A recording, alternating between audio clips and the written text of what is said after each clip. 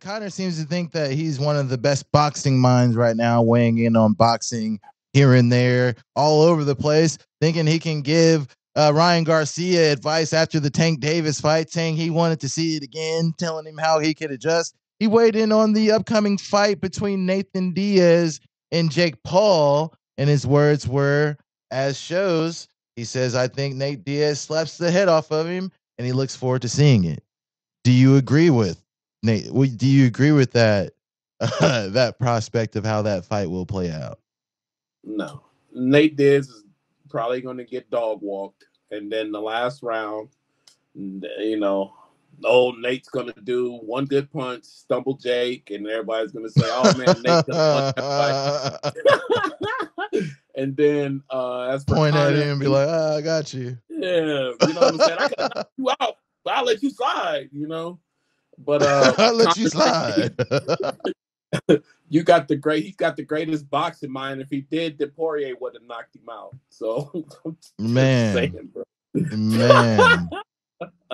What do you think? What do you think about the childish antics at the face-off between these two? I mean, what the hell is this? This is Jake boxing. Paul what the hell? Jake Paul, bro. Look, Nate's just like, yo, man, chill the fuck out, bro, with this childish shit. I swear to God. That's like Jake Paul trolls and does the DS pose. He's just trolling him.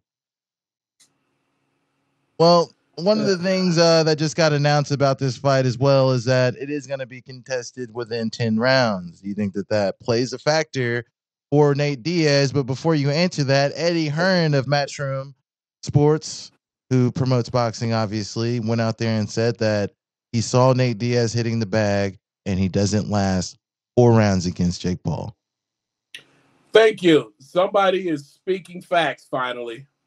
All I'm saying is, look, bro, Nate could take a beating. I'm sorry, but a boxing beating is different than an MMA beating.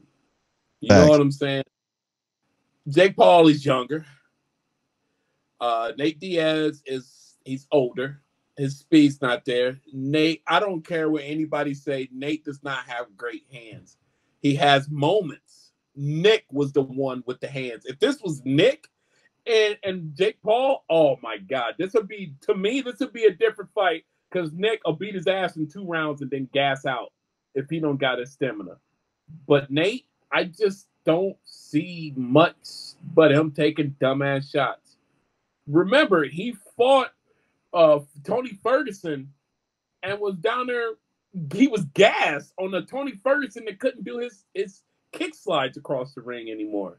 And that was a sad fight. So what's different with this? Well, historically, the Diaz brothers have been known as triathletes. Cardio has never been an issue for them, but Nate Diaz is the best Nate Diaz that there's ever been was at 155 pounds. He's not fought there in a while now, and this projected boxing match isn't going to be anywhere near that because Jake Paul definitely ain't getting down there.